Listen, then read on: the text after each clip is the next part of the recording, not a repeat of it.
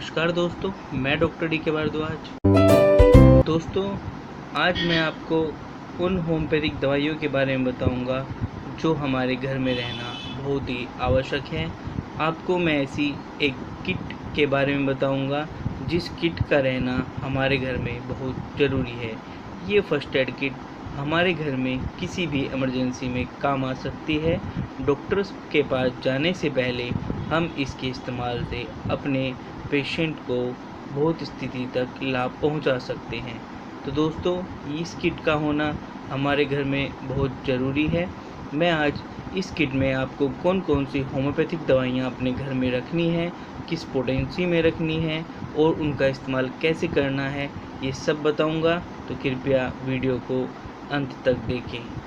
दोस्तों, इस किट में इस्तेमाल होने वाली जो दवाइयाँ हैं वे मैं आपको एक एक करके बता रहा हूँ।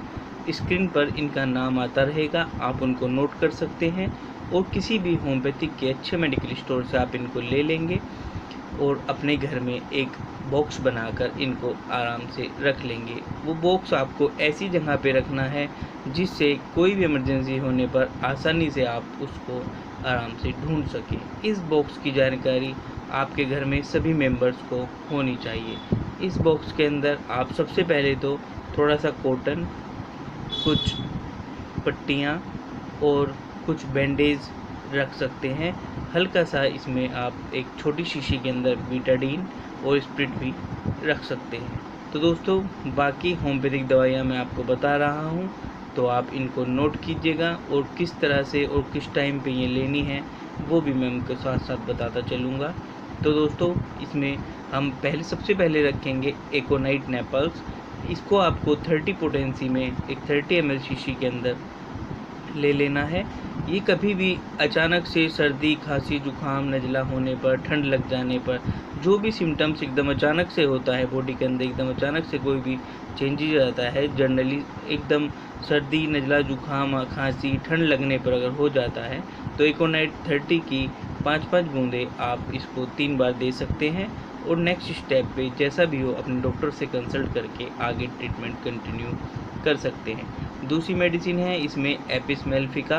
अक्सर आपने देखा होगा कि गर्मी के मौसम में मधुमक्खी वगैरह इस तरह की जो हनीज़ होती हैं, जो भी फ्लाइज होती हैं, ये काट लेती हैं और इनके काटने से काफ़ी सूजन आ जाती है, रेडनेस आ जाती है, फेस पूरा सूज जाता है, या जहाँ पे भी वो काटती हैं बॉडी के जिस स्किन पर जहाँ पे भी काटती हैं वहाँ पे सूजन काफ़ी आ जाती है। अगर ऐसी किसी फ्लाई ने आपको काट लिया है तो इस केस में आप एपिस 30 5-5 बूंदे हर 5-5 मिनट पर लेकर रिपीट करके आप इससे होने वाली समस्या को, होने वाले दर्द से निजात पा सकते हैं।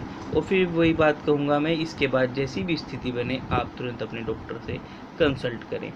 उसके बाद में आर्निका, जो बहुत इंपॉर्टेंट दवाई है आपके फर्स्ट एड बॉक्स में होनी ही चाहिए, आर्निका 30। बच्चे अक्सर घर में खेलते कूदते रहते हैं, हल्की फुल्की चोट उनको अचानक से लग सकती है, तो आप इस स्थिति में एक तो आप आर्निका 30 की 5-5 बूंदें उनको हर 5-5 मिनट पे दे दीजिएगा।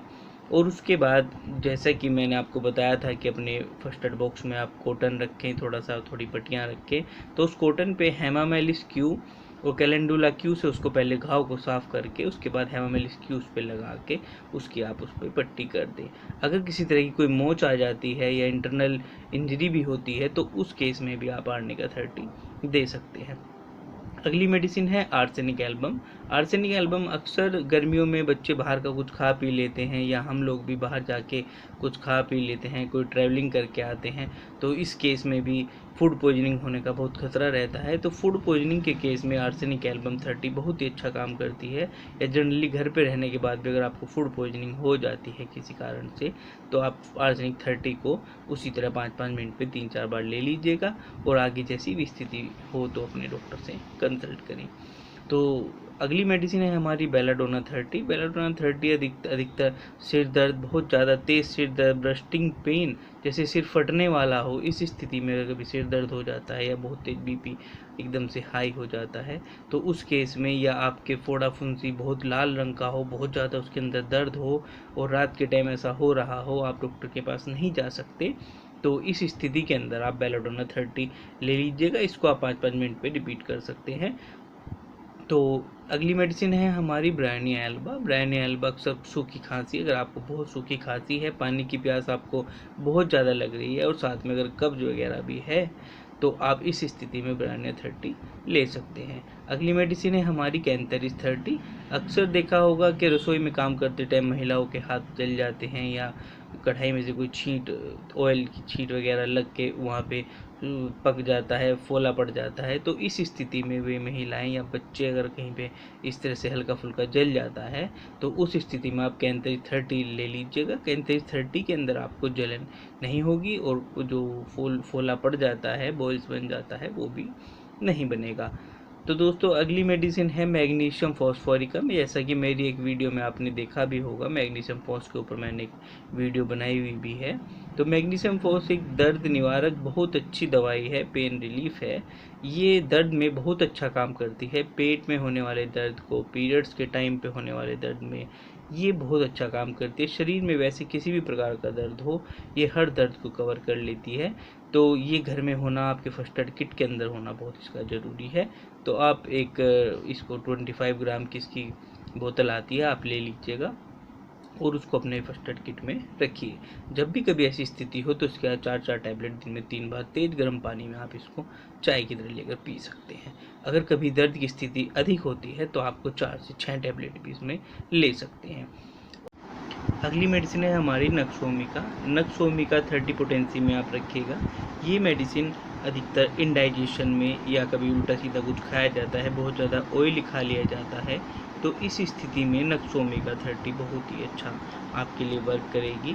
तो जिन लोगों को इंडाइजेशन की प्रॉब्लम रहती है या खाने में हाजमा सही से नहीं हो पाता या सुबह पेट साफ नहीं हो रहा है, तो ऐसी स्थिति में नक्सोमिका 30 आप ले सकते हैं। और कभी कभी जो लोग एल्कोहलिक होते हैं, बहुत ज़्यादा ड्रिंक ले लेते हैं और वो ड्रिंक बहुत ज़्यादा मात्रा में ली जाती है और वे अनकंट्रोलेबल हो जाते हैं, तो लोग घर वाले उस चीज़ से भी परेशान रहते हैं।